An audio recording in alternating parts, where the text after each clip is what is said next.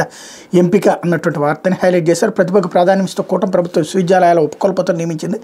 రాష్ట్ర చరిత్రలోనే మొదటిసారి ఎస్టీ ఎరుకుల వర్గానికి చెందిన మహిళ ప్రసన్నశ్రీని రాజమహేంద్రవరంలోని ఆదికవి నన్న యూనివర్సిటీ వీసీగా ఎంపిక చేసింది.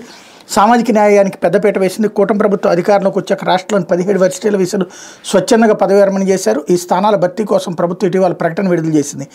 అన్నింటికీ కలిపి 500 మందికి పైగా దరఖాస్తు చేశారు. వీటన్నింటినీ వడపోసి మొదటి విడతగా 9 వీసీ పోస్టులను భర్తీ చేస్తూ మంగళవారం ఉన్నత విద్యాశాఖ ఉత్తర్వులు ఇచ్చింది. వీళ్లలో 4 ఇంజనీరింగ్, 3 సైన్స్, 2 సోషల్ సైన్స్ విభాగాల్లో ఆచార్యులు, నిపుణులు ఉన్నారు.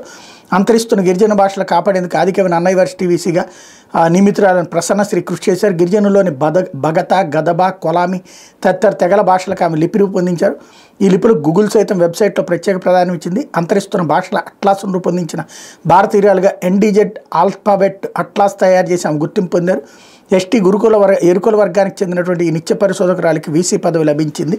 త్వరలో శతాబ్ది ఉత్సవాలు జరుపుకున్న ఆంధ్ర విశ్వవిద్యాలయం ఉపకులపతిగా ఐఐటి ఖరగ్పూర్ గణితానికి సంబంధించినటువంటి వ్యక్తిని నియమించారన్నటువంటి వార్తని హైలైట్ చేశారు. అంత మంచి వార్త. ఇందులో ఒకే ఒక్క అబ్జెక్షనల్ ఏంటంటే 17 మంది యూనివర్సిటీల వీసీలు స్వచ్ఛందంగా రాజీనామా చేశారు. ఎవరన్నా స్వచ్ఛందంగా రాజీనామా చేస్తారు ఉన్న ఉద్యోగాన్ని వదులుకొని, బలవంతంగా రాజీనామా చేయించారన్న దాన్ని, అంటే ఎకో సిస్టంలో ఉండే స్పెషల్ అదే అనమాట.